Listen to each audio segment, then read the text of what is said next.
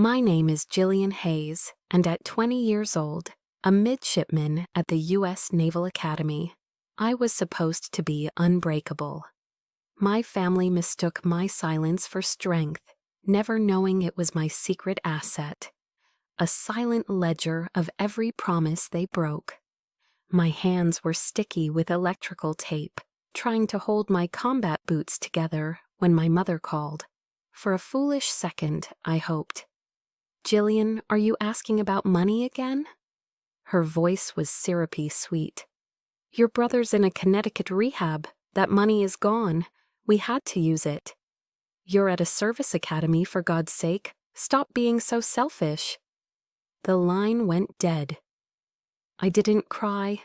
An acidic taste flooded my mouth as I stared at the peeling tape on my boot. It wasn't just my money they'd stolen. They were stealing my dignity. Have you ever been made the villain for simply asking for what you were owed? Comment below if you know this feeling. That phone call wasn't the first cut.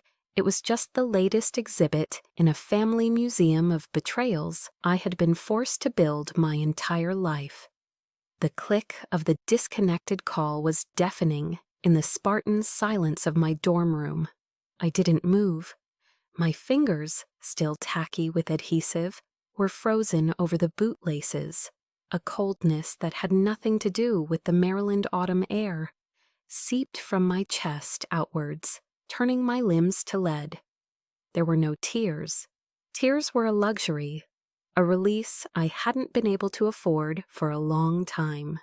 Instead, that familiar acidic taste of bile rose in my throat, the body's primitive response to an injustice the mind cannot yet process. My eyes drifted to my desk, to the single item that didn't belong to the U.S. Navy, a silver-plated frame holding a photo from 2 Christmases ago. My mother, Laurel, beaming, her arm wrapped tightly around Leo. My father, Grant, standing slightly behind them, his smile pleasant but distant.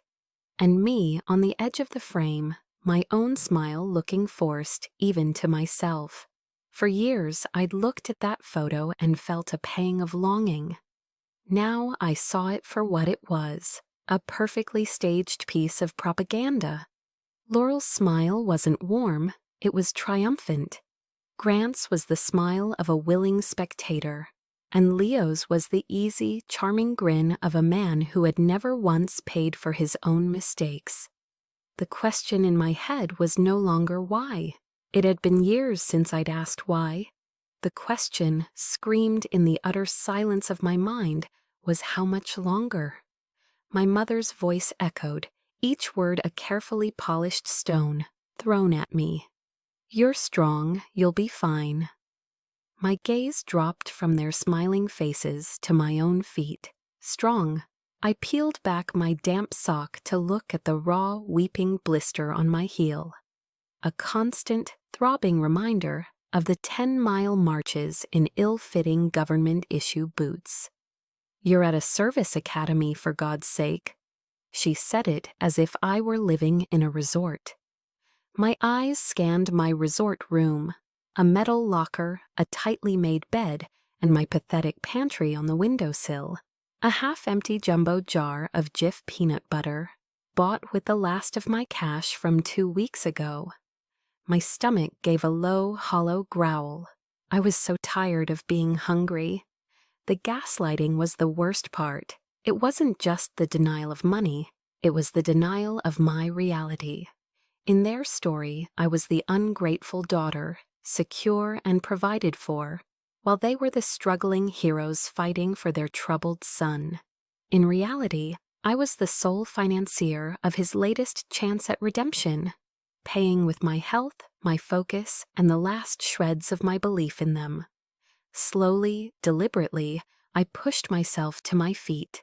The pain from my heel was sharp, but it was a grounding pain, a real one. I walked to the desk, picked up the silver frame, its weight feeling foreign and wrong in my hand. I didn't look at their faces again. I crossed the small room to the metal trash can by the door, lifted the lid, and simply let the photo go. It landed with a soft, unsatisfying clink against the bottom.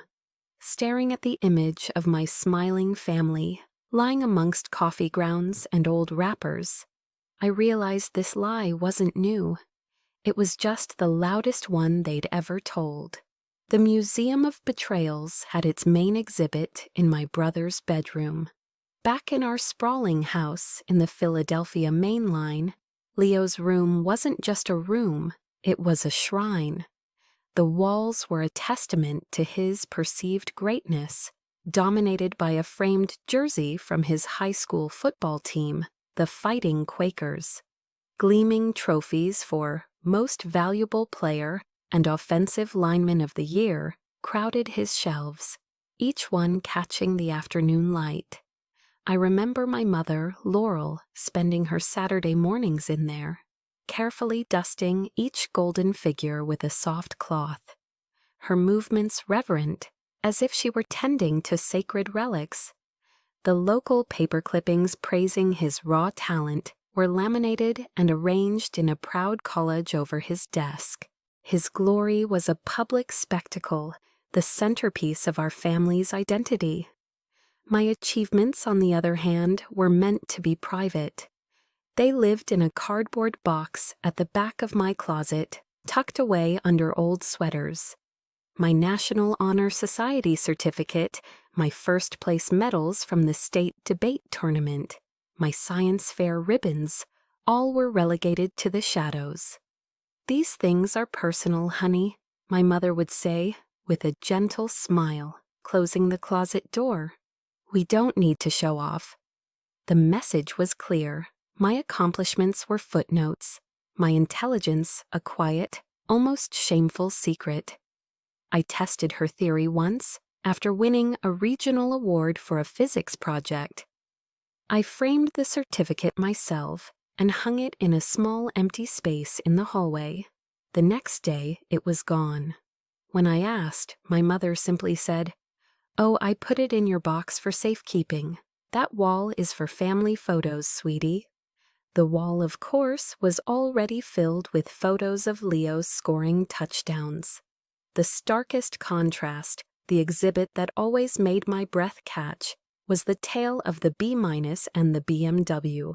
It was junior year. I came home with a B- in AP Calculus on my report card. The first non-A grade of my high school career. Dinner that night was a silent, miserable affair, the clinking of silverware echoing the tension. My father, Grant, finally broke the silence with a heavy sigh. "I thought you were good at math, Jillian." My mother, ever the gentle strategist, followed up. "Perhaps a more disciplined environment, like Annapolis, would be good for someone like you, Jillian, to help you focus." It wasn't a suggestion, it was a judgment. My single academic slip was a character flaw, a problem that needed fixing by the military. 2 weeks later, Leo, home from his freshman year at Penn State, took our father's brand new BMW 5 Series for a joyride. He wrapped it around an oak tree on a back road, totaling the car and earning himself a DUI. At dinner that night, there was no suffocating silence. There was laughter. My father, swirling his wine, actually chuckled. "Boys will be boys," he declared to the table. "At least he's okay. That's all that matters." Leo's punishment was a stern talking to. His reward, to distress from the trauma of the accident, was a week-long ski trip to Vail, Colorado with his friends. My punishment for the B- was having my allowance cut for a month because, as my mother explained, the family needs to be frugal right now, with the insurance deductible and all. But the darkest, most hidden exhibit in the museum was one I was never meant to see. I discovered it by accident, a year after I'd already been at Annapolis, home on a short leave. I was walking past my father's study when I heard my parents' hushed voices through the slightly ajar door. It was my mother speaking. We're just not going to tell her about Eleanor's college fund grant. She won't understand. Besides, the government is paying for her school. It's more practical to use that money for Leo's future. My hand flew to my mouth to stifle a gasp. It wasn't just a fund, it was money my grandmother, Eleanor, had meticulously saved for me since I was born. It was my safety net, my one piece of independence. The gut-wrenching truth wasn't simply that they had taken it, it was that they had discussed it.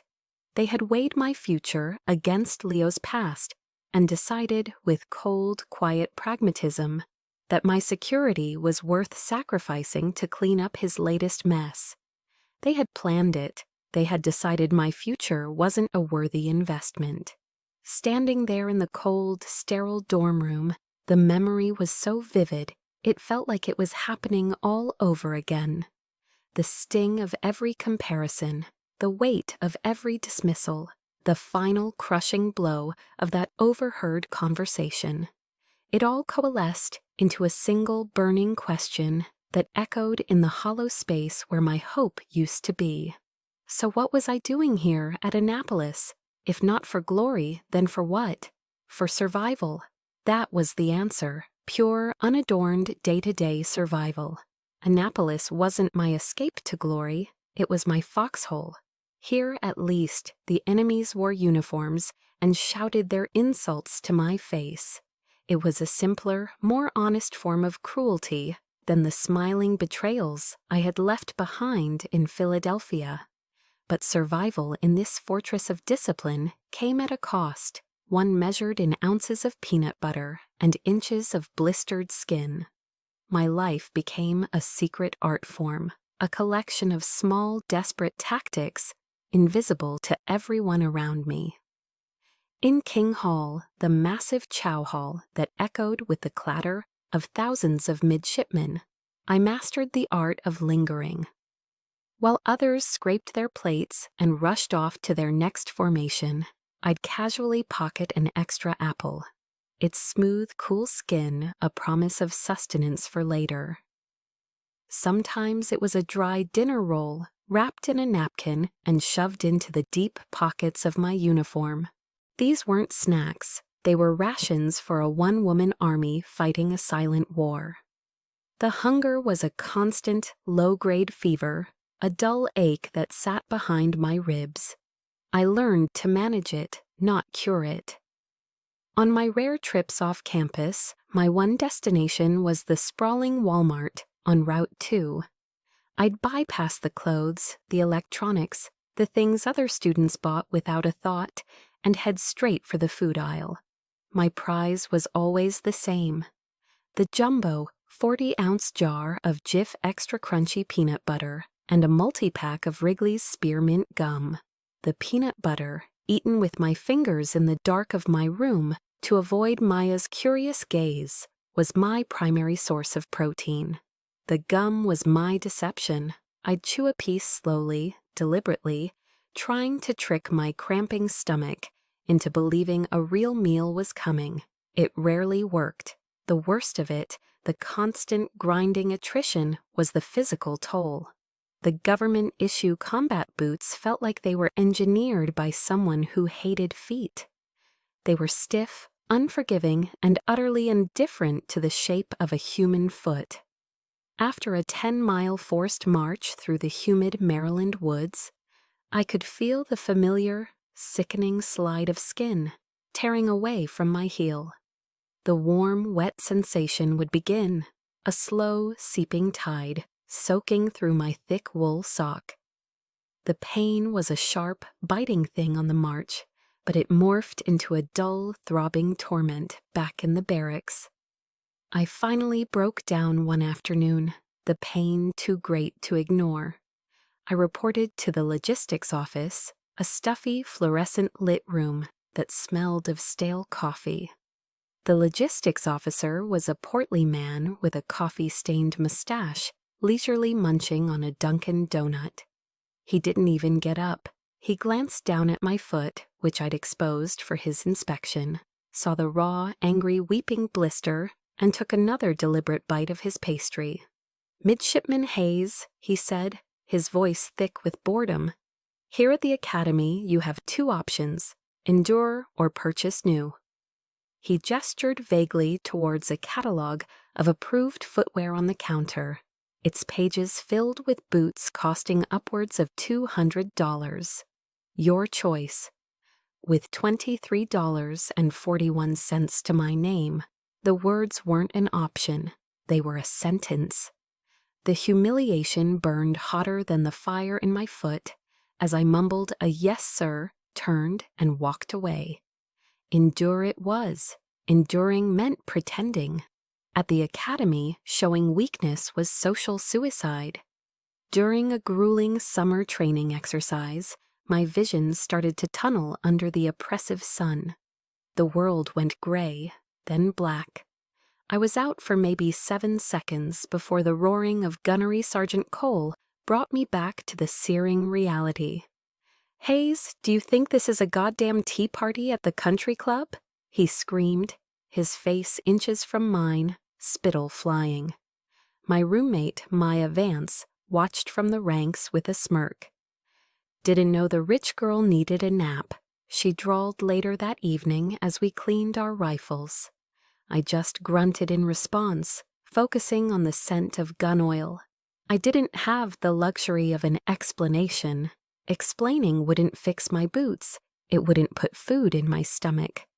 It was just another form of weakness, a currency I couldn't afford to spend. So I built a wall of silence. I stopped asking my mother about the money.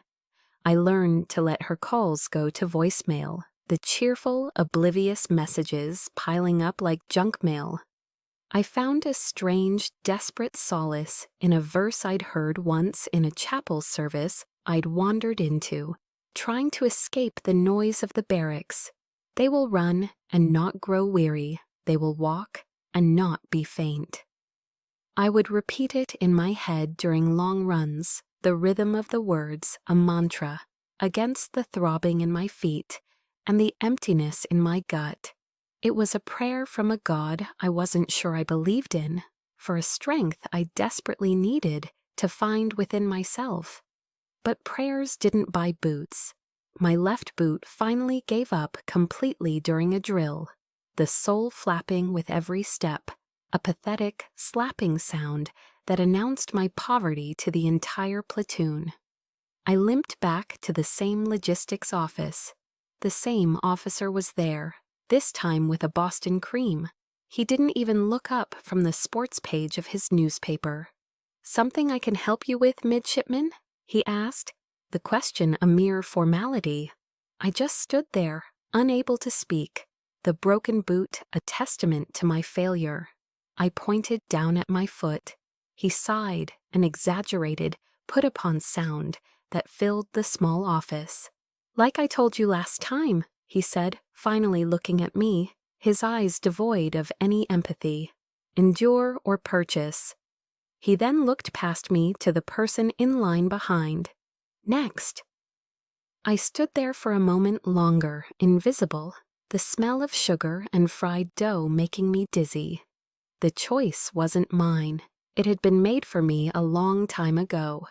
"Your choice, midshipman," he had said, but I had no choice at all.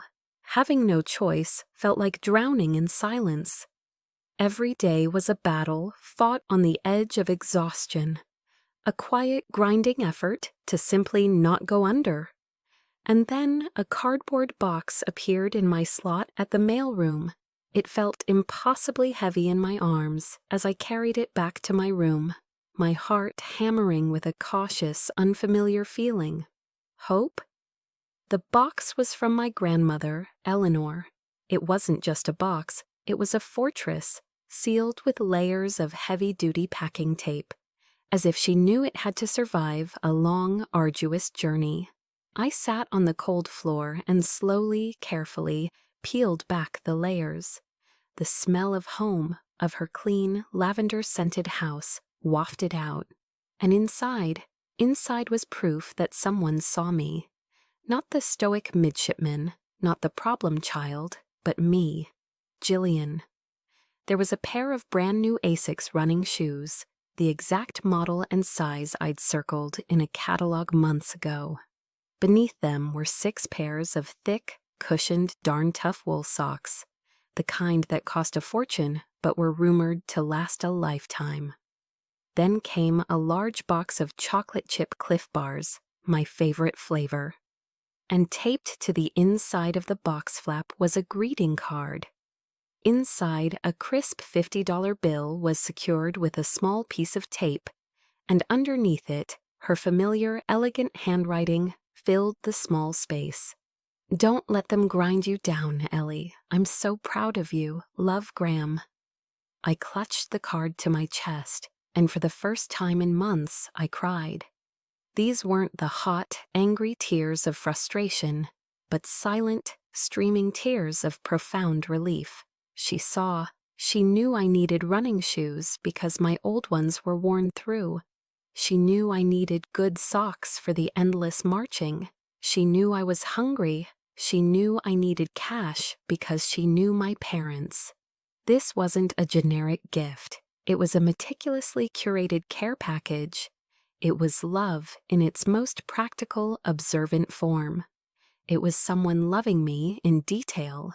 A week later, I walked into my leadership psychology class, feeling lighter. The new shoes didn't just cushion my feet, they cushioned my spirit. Our professor, a sharp-eyed Navy commander, announced we'd be watching a TED Talk. He dimmed the lights, and a woman with warm eyes and a friendly Texas accent appeared on the screen. Her name was Dr. Brené Brown. And for the next 20 minutes, she didn't just speak to the class, she spoke directly to me.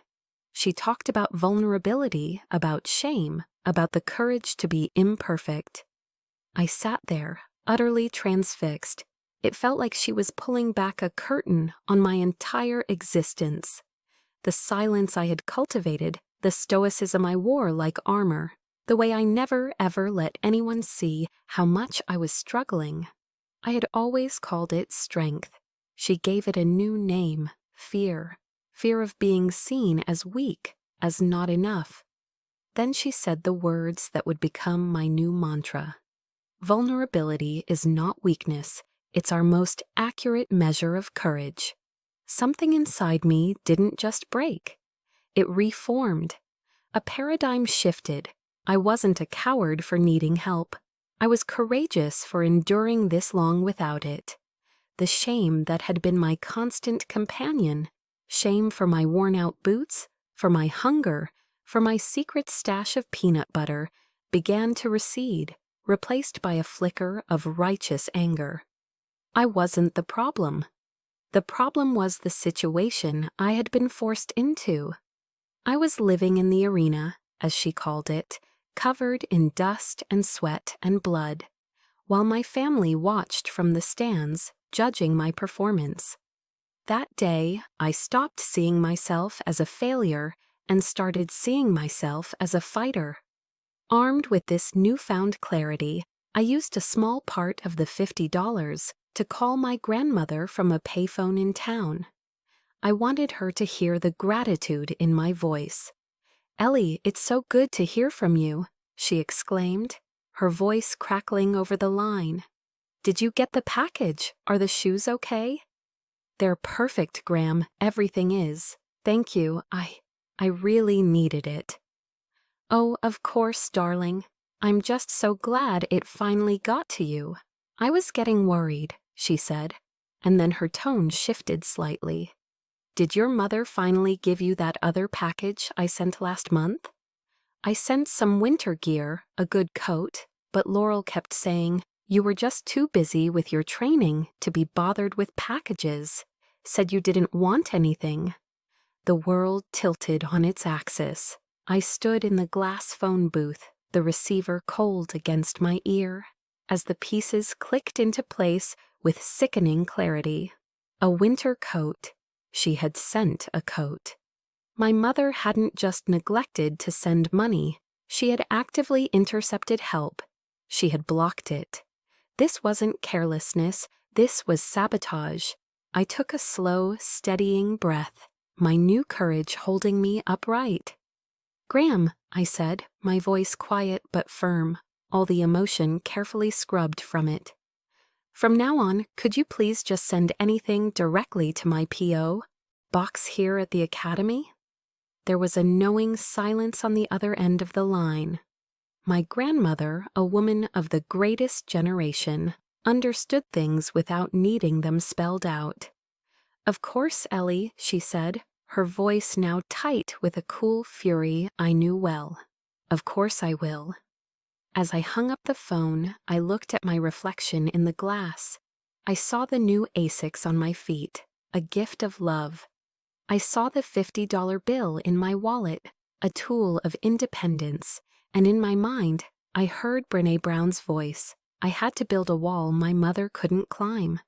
And for the first time, I felt like I finally had the materials to start building. I had the materials to start building my wall. The foundation was made of truth, the bricks were carved from courage, and the mortar was the cool, hard anger of betrayal.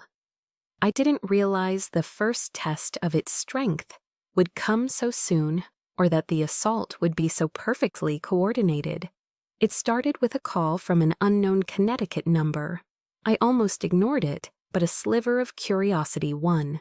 "Hello, Jilly." The voice was weak, raspy, and instantly recognizable. It was Leo. My stomach immediately clenched. "Jilly, it's me. I need your help." I leaned against the cold cinder block wall of my dorm room, my free hand balling into a fist. Here it was, the inevitable pull back into the black hole of his needs. "What do you want, Leo?" I asked, my voice flat. "They cut off my credit card, Jilly, Mom and Dad. I just need a little money for some stuff at the commissary here. Toiletries, some snacks. They don't let us order things online." He launched into a rambling, pitiful story about how hard he was trying, how the therapy was really intense, and how I was the only one who truly understood him. It was a classic performance. The prodigal son, humbled and seeking redemption, casting me in my old, familiar role. The savior, the fixer. The words of Brené Brown about boundaries echoed in my head. I felt a wave of nausea. This was my role to reject. "I don't have any money, Leo," I said, the words tasting like metal. It wasn't entirely a lie. The $50 from my grandmother was a lifeline, not a slush fund for his comfort. "Oh, okay," he whispered, the disappointment in his voice a palpable, manipulative thing. I thought I could count on you." Before I could second-guess myself, before the old guilt could sink its claws in, I pressed the red icon on my screen. The line went dead. My hand was shaking. It took less than 5 minutes. My phone buzzed on the desk, a text message from my mother lighting up the screen. I knew what it would be before I even read it. "Jillian Hayes, how dare you treat your brother that way? He is in the most vulnerable place of his life, and you turn your back on him? I did not raise you to be so cold." The speed of it was breathtaking. They were a team. He would pull the sympathy card, and if I resisted, she would deploy the guilt bomb. Her words, once capable of making me cry, now just made me angry.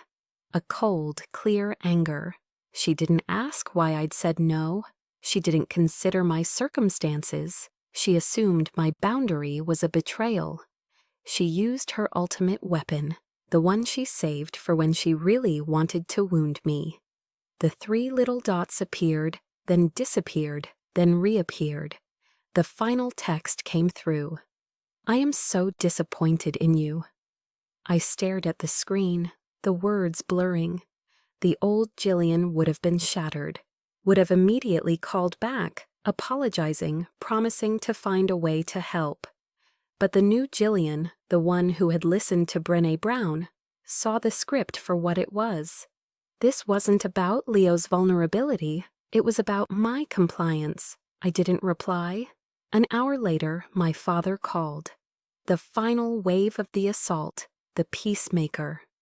"Jillian, sweetheart," he began, his voice laced with a weary sigh. "Your mother told me what happened. I know things are difficult, but we're a family. We have to be there for each other."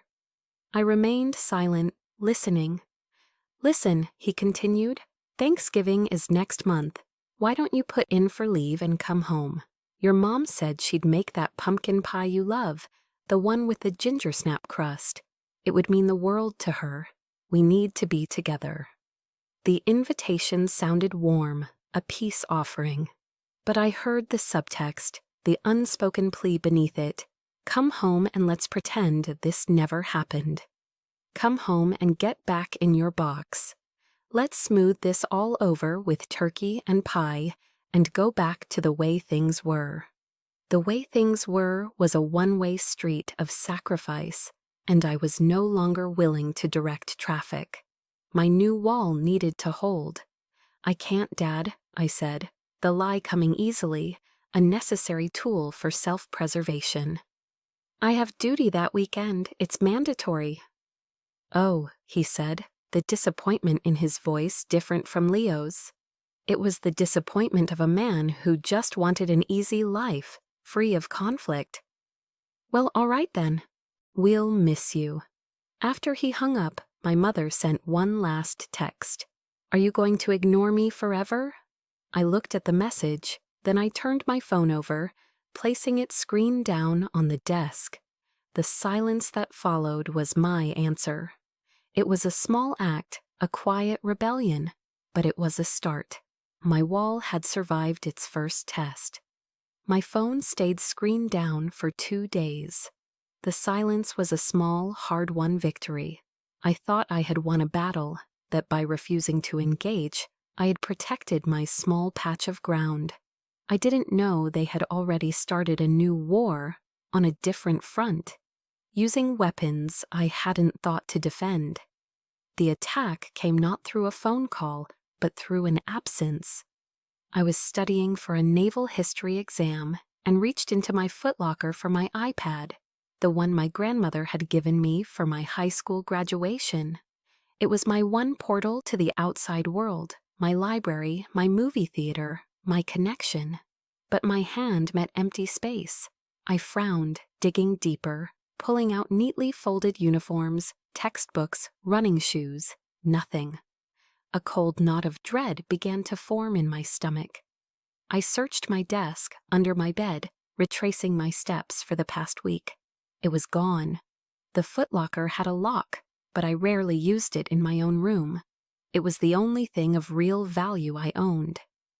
My heart began to hammer against my ribs. There was only one possibility, one that seemed too monstrous to be true. My hands were trembling as I dialed my mother's number. She answered on the second ring, her voice infuriatingly cheerful. "Jillian, I was just thinking about you." "Mom," I said, my voice tight. "My iPad, it's gone. Did you take it when you helped me move in?" There was a brief pause. "Oh, that old thing," she said, her tone breezy and dismissive. The casualness of her words was a slap in the face. "Yes, I took it. I saw you weren't really using it, so I sent it along to Leo. He needed something to keep in touch and do his online coursework at the rehab center. You're in the military. You don't need those kinds of distractions anyway." I couldn't breathe. The air in my lungs turned to glass. It wasn't an old thing. It was a gift. My last birthday gift from my grandmother before I left for the academy. It was engraved on the back, "For our brilliant Ellie. The world is yours. Love, Gram." She hadn't just taken an electronic device. She had taken a memory. She had taken a symbol of my one unconditional source of love and handed it over to the black hole that was my brother. She had decided once again that his comfort was more important than my connection, my history, my heart. You sent it to him?" I stammered, the words feeling foreign in my mouth. "Of course, darling, he's your brother. We have to support him." I hung up. I didn't have the words to respond. There were no words for that level of betrayal. But a new, terrible thought sparked in the back of my mind. A sliver of ice in the midst of the fire. Online coursework. It sounded too noble, too convenient. My fingers, shaking with a rage so profound it felt like an earthquake, found the keyboard of my government-issued laptop. I opened the web browser. I typed EBAYCOM. My heart was pounding so hard I could feel it in my ears, a frantic, desperate drumbeat. In the search bar, I typed iPad Pro 11-inch and my hometown's zip code. I scrolled, page after page of listings, and then I saw it. The photo was unmistakable. My iPad. There was a tiny scratch near the charging port from when I dropped it once. My breath hitched. I clicked on the listing. The seller's username was PhillyLeo22, my brother, and the description shattered the last remaining piece of my composure. It read, like new, barely used, selling fast for personal expenses. Personal expenses, not coursework, not keeping in touch. He was selling it. He was selling my grandmother's gift for drug money, for cigarette money, for whatever temporary fix he needed. And my parents, they hadn't just given it to him. They had enabled this. They were complicit in this disgusting, layered, intricate lie. Everything fell away. The floor, the walls, the air itself. There was only the glowing screen and the white-hot fury that consumed me. In my mind, I saw the quote from Brené Brown's talk, the one from Theodore Roosevelt. It is not the critic who counts. The credit belongs to the man who is actually in the arena, whose face is marred by dust and sweat and blood. I was in the arena, and I was done bleeding for people who stood on the sidelines and cheered for my opponent. I sat there in my room as the sun went down, the screen of the laptop casting a pale, ghostly light on my face. I didn't cry. I didn't scream. The rage was too deep for that. It was a geological event, a shifting of tectonic plates deep within my soul. The hurt and the sadness were being compressed under immense pressure, transforming into something hard, dense, and unbreakable, something like steel. What is the one thing, the one boundary, that when crossed, changes everything forever? That final straw that turns years of quiet endurance into a silent declaration of war. I knew my answer now. I pushed back my chair, the screech of its legs on the floor the only sound in the room. I walked to my footlocker and opened it. I took out the shoebox where I kept my real treasures. The handwritten letters from my grandmother. The bank statements showing 0 deposits from my parents. The receipt for the Jif peanut butter. I laid them all out on my desk, not as mementos of a painful past, but as evidence, as exhibits for a case I was now prepared to build. A cold, calm certainty settled over me. There would be no more phone calls, no more hoping, only a reckoning. They would pay, every single cent. The reckoning began, not with a bang, but with a phone call. The steel that had formed in my soul demanded action, not tears. The next morning, I bypassed my parents' numbers and dialed my grandmother. The phone felt steady in my hand. My voice, when I spoke, was clear and devoid of the tremor that had plagued it for years. "Gram," I said, getting straight to the point. "I need you to do something for me." "Anything, Ellie?" "I need you to pull the statements for every transaction you've ever made related to my tuition and the college fund. I need you to scan them and email them to me, and please keep the hard copies somewhere safe." There was no hesitation on her end, no probing questions. My grandmother was from a generation that understood the gravity of a request like this. "I'll have them for you by morning," she said, her voice grim. "Do you need me to call my lawyer?" "Not yet, Gram. I replied, a new sense of control settling over me. I'm going to handle this first part myself. The call ended with a quiet understanding. I was no longer just her granddaughter to be protected. I was her ally in a war she had likely seen coming for a long time. That week, my life at the academy became a cover for my real mission. By day, I was Midshipman Hayes, running drills, attending classes, and saluting officers. By night, I was an intelligence analyst, a forensic accountant, and a prosecutor building my case. The rage from the eBay discovery had cooled into a laser-like focus. I remembered a line from our military strategy class, from Sun Tzu. Know your enemy and know yourself, and you will not be imperiled in 100 battles. For the first time, I was looking at my family not as a daughter, but as an opponent. I spent hours in the library using their printers. I printed every email from my mother that contained a vague promise or a guilt-inducing excuse. I took screenshots of the text message chains, the ones where I asked about money and was met with accusations of being selfish. I meticulously documented the timeline of my parents' lies. I created a new folder on my laptop, password protected, labeled simply evidence. Inside, I built my arsenal. The crown jewel was an Excel spreadsheet.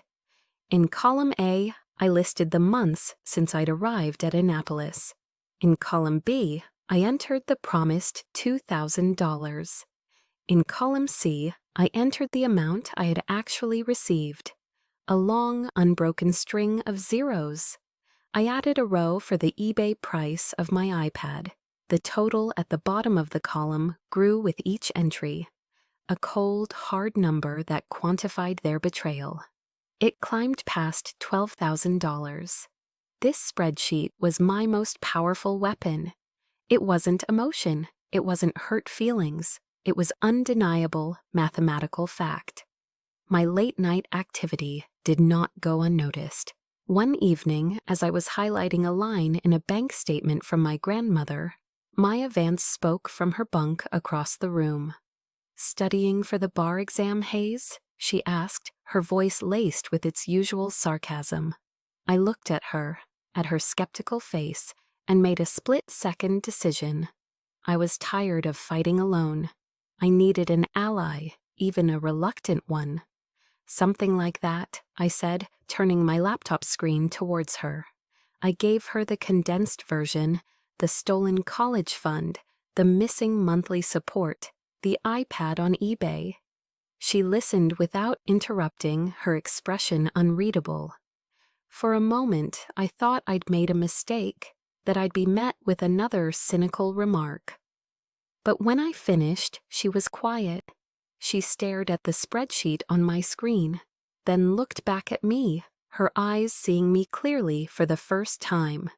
"Your parents," she said, her voice flat, all trace of sarcasm gone, "are assholes." A laugh escaped me, a short, sharp, surprised sound. It was the most validating thing I had heard in years. She swung her legs off the bunk. "This is good," she said, pointing at my evidence folder. "But it's not enough. Their kind of liar will just talk their way around it. You need to catch their words. You need a digital voice recorder, a good one. Maryland is a one-party consent state." I stared at her, stunned. "What?" she said with a shrug. "My dad's a divorce lawyer in Chicago. I've learned a few things." She grabbed her own laptop. "I know a place online. They can have it here in 2 days." As she started typing, I felt a shift in the room. The space between our two desks, once a vast, empty territory, had just become allied ground. I wasn't just a fighter anymore. I was part of a team, and we were preparing for the final battle. The digital recorder felt like a cold, heavy stone in the pocket of my dress pants as I walked into the Founders Restaurant. The place was an institution in our town, all dark wood, polished brass, and hushed, expensive silence. My grandmother, Eleanor, had booked the private dining room for her 78th birthday. The stage was set. This was the arena. And as I saw my parents laughing with my aunt and uncle, I remembered the words of my gunnery sergeant. Don't show them your weakness, show them your fire. I took a deep breath, the recorder a secret promise to myself, and walked in. The first hour was a masterpiece of suburban theater. There were hugs and air kisses, compliments on my uniform, and feigned interest in my studies. My mother, Laurel, pulled me into a tight embrace, her perfume cloying. "I'm so glad you made the right decision and came," she whispered, as if my presence was a concession she had won. I just smiled, a small, tight smile I had perfected over years of practice. I sat, I listened, I nodded. I was a ghost at my own family's feast, watching them perform the roles they had played my entire life. Leo thankfully was absent, still focusing on his recovery in Connecticut. His absence, however, made him an even more potent, sainted figure in their conversation. Presents were opened, champagne was poured. My grandmother, elegant in a simple navy blue dress, presided over it all with a quiet grace. Finally, my father, Grant, stood up, tapping his glass with a fork. The room fell silent. He beamed, a man thoroughly pleased with himself and his life. "I'd like to propose a toast," he began, his voice resonating with practiced confidence. "To the matriarch of our family, my mother, Eleanor, on her 78th birthday. And to family." He paused for effect, his eyes sweeping across the table. "This has been a challenging year for the Hayes family, as some of you know. We've faced obstacles, but we've faced them together, as a family should." He was warming up now, savoring the spotlight. My own hands were clenched into fists under the table, my knuckles white. I could feel my heart begin to beat a steady, heavy rhythm, a war drum counting down the seconds. "We're so proud of both our children," he continued, his gaze flicking briefly to me. "Leo is fighting his battles with incredible courage, and we are supporting him every step of the way. And then there's Jillian." He smiled at me, a broad, benevolent, fatherly smile. It was the smile of a man about to hang himself with his own rope. "She has shown such resilience at the Naval Academy. It's a tough place, but she's tougher, and we're so proud to be able to support her journey. We send her $2,000 a month to make sure she has everything she needs, and to her credit, she has never once complained." He said it, he actually said it, out loud. He'd taken my silence, a silence born of neglect and necessity, and twisted it into a testament to his generosity. He wasn't just lying, he was using me as a prop to make himself look good in front of his mother. The air in the room seemed to crystallize. A fork clattered softly against a plate. My aunt shifted uncomfortably. My own fork, laden with a piece of seared scallop, stopped halfway to my mouth. I slowly lowered it back to my plate, the movement deliberate, controlled. I lifted my head and looked directly into my father's eyes. My voice, when it came out, wasn't a shout. It wasn't a sob. It was a quiet, cold, surgical instrument, slicing through the thick, comfortable lie he had just woven. "What money?" The two words hung in the air, immense and devastating. My father's smile faltered. He blinked, a flicker of confusion in his eyes. "What? What money, Dad?" I repeated, my voice still level, still quiet, but now carrying an edge of polished steel. "What $2,000 a month?" Panic flared in my mother's eyes. She shot me a venomous look.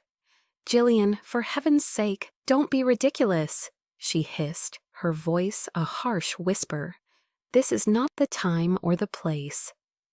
"I think it's the perfect time and place," I replied, my gaze never leaving my father's face.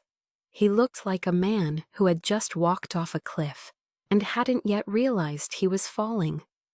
"Now, Jillian," he started, his voice losing its confident boom. But it was too late. The damage was done. The attention of the entire table, which had been on my father, now shifted. Not to me, but to the head of the table, to my grandmother. Eleanor's face, which had been warm with birthday cheer, had transformed. It was now a mask of cold, hard fury. The light in her blue eyes had been extinguished, replaced by something glacial. She placed her champagne flute down on the white linen tablecloth with a soft, definitive click. Then she placed her knife and fork together on her plate, the sound sharp and final in the suffocating silence. She looked at my parents, and for the first time in my life, I saw them shrink. "Grant, Laurel," she said. Her voice was low, but it cut through the room like a razor. It was the voice of a CEO about to fire someone, the voice of a general giving an order that would not be questioned. "My study, now." My mother opened her mouth to protest, a pathetic "but Mom" forming on her lips. "Now," Eleanor repeated, and the single word shut down all further debate. My father, his face pale and slack-jawed, pushed his chair back. My mother followed, her movements stiff, her face a mask of panicked disbelief. As they walked towards the private study, adjoined to the dining room, I sat perfectly still, my hands resting in my lap. I didn't watch them go. I didn't need to. I could hear the muffled sounds through the heavy oak door. First, my father's stammering excuses, then my mother's high-pitched, tearful denials. Then, there was only the sound of my grandmother's voice, low and unrelenting. And then, silence. Minutes stretched into an eternity. The rest of the family stared at their plates, at the ceiling, anywhere but at me. When the door finally opened, my parents emerged, defeated. My father wouldn't look at anyone. My mother's face was blotchy, her eyes red and swollen. They looked like defendants who had just heard a guilty verdict. Eleanor was the last to exit. Her face was like granite. She walked back to her seat, ignoring my parents completely.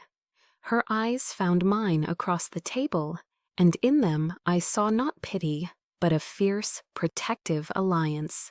She looked at me, then at my parents, and delivered her judgment in front of everyone. "Jillian," she said, her voice clear and absolute, "you're not going home with them tonight. You're staying with me." The drive back to Annapolis from my grandmother's estate was silent. The words, "You're not going home with them tonight. You're staying with me," echoed in the car, not as a suggestion, but as a verdict that had irrevocably changed the course of my life. The exhaustion I'd felt on the drive there had been a hollow ache, a physical manifestation of my emotional depletion. Now a strange, heavy calm settled over me. It was the calm after the storm, the quiet aftermath of a battle fought and won, leaving behind the debris of shattered relationships and hard-won truth. The next morning, Eleanor didn't waste time.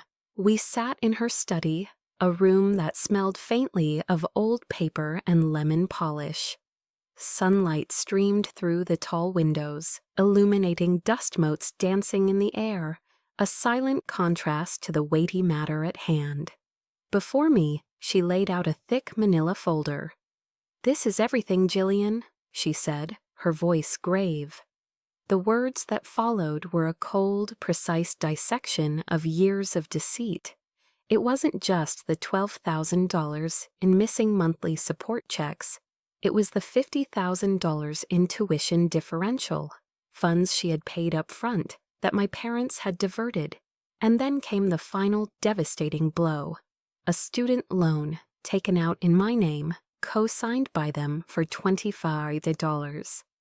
"They've damaged your credit before you even had a chance to build it," she said, her voice devoid of anger, replaced by a deep, cutting disappointment. She spoke not with the fury of a victim, but with the measured pronouncements of a judge. The numbers swam before my eyes, abstract symbols of a reality that was horrifyingly concrete. My parents hadn't just neglected me, they had actively worked to undermine my future, all while painting themselves as benevolent providers. But Eleanor wasn't just a woman who uncovered the truth, she was a woman who acted on it. She picked up her desk phone, a sturdy, old-fashioned model, and dialed. She put it on speakerphone. I watched, mesmerized, as she spoke to her attorney, a Mr. Harrison. "Yes, Robert," she began, her voice firm. "I need you to initiate proceedings immediately. Financial abuse, intentional infliction of emotional distress, and look into the legality of the student loan taken out under my granddaughter's name without her consent."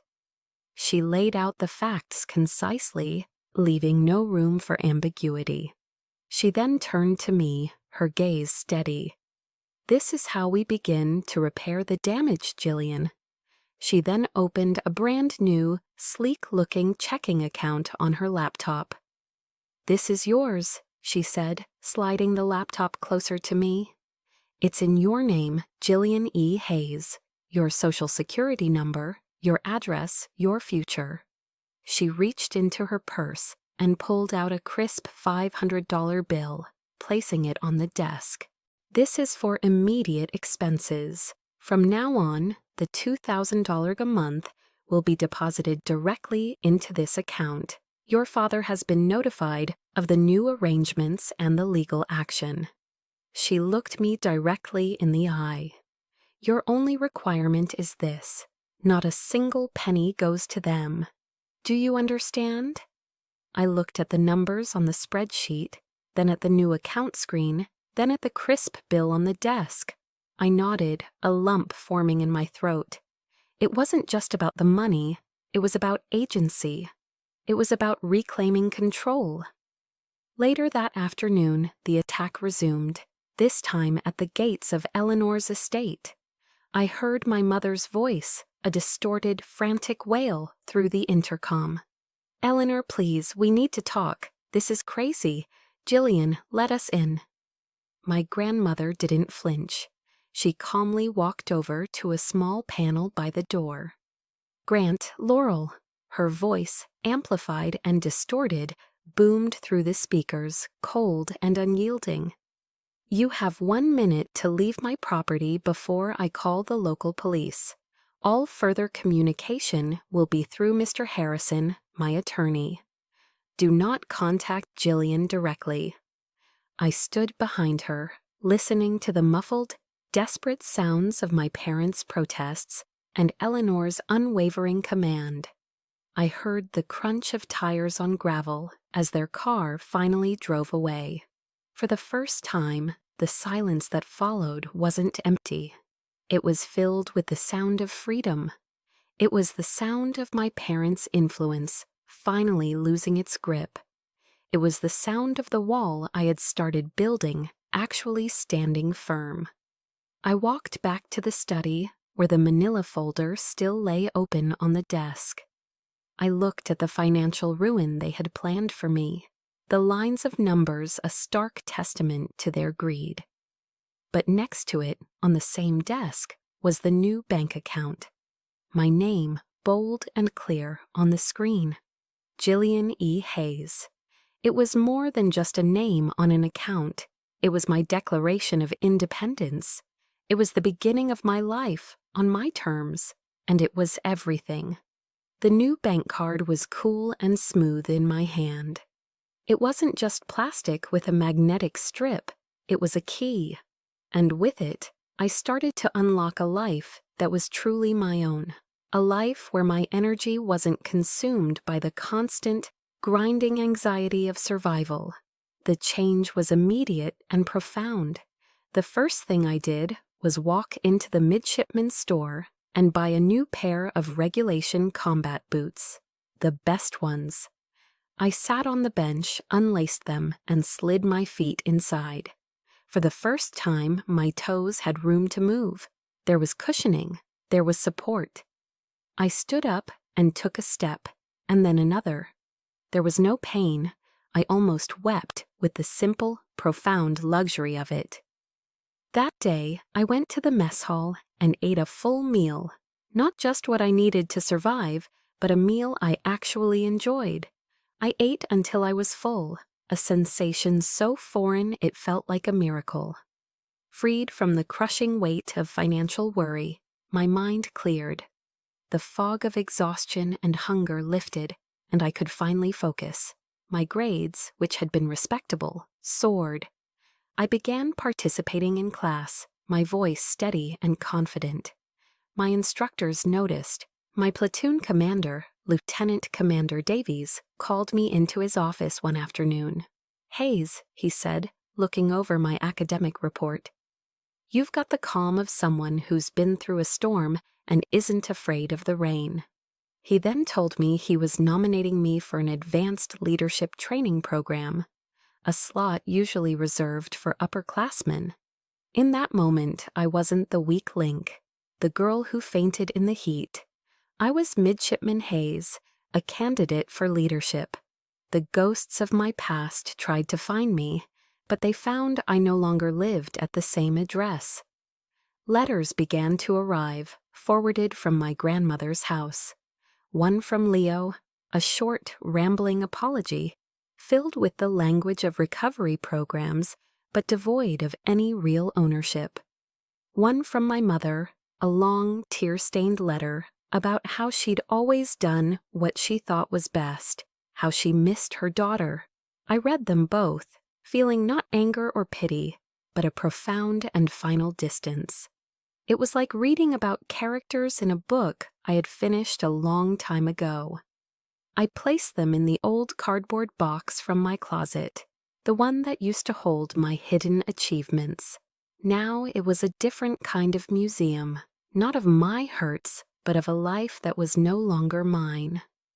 One afternoon, a voicemail appeared on my phone. It was my father.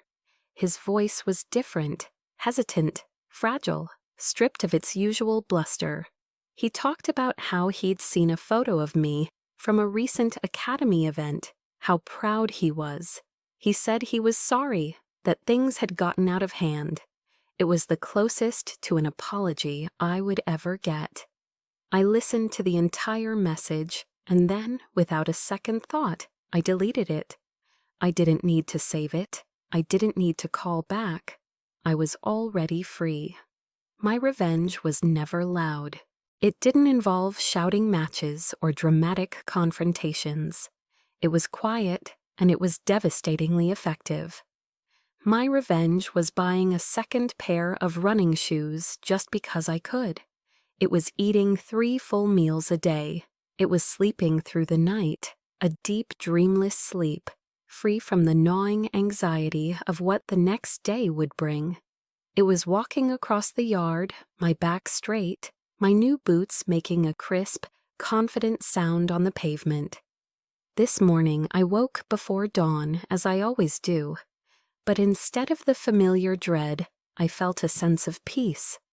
I walked out to the obstacle course, the air cool and still. The sun was just beginning to crest the horizon, painting the sky in shades of orange and pink. I wasn't running from anything. I wasn't hungry. I wasn't hiding. I was just there, breathing, standing my ground on a foundation I had built for myself. The sweetest revenge isn't seeing them fall. It's thriving in the very places they tried to bury you. I didn't have to ruin anyone. I just had to stop letting them ruin me. My quiet revenge wasn't loud. It was peace. For me, it was a new pair of boots and a full night's sleep. But what does your quiet revenge look like? Maybe it's a degree you earned against all odds, a business you built from scratch, or just a quiet morning like mine, where you finally feel free. Your stories are a beacon for others still fighting their own storms. Please share your proudest moment of thriving in the comments below. And if stories of resilience and new beginnings matter to you, follow or subscribe so we can all find strength in these journeys together.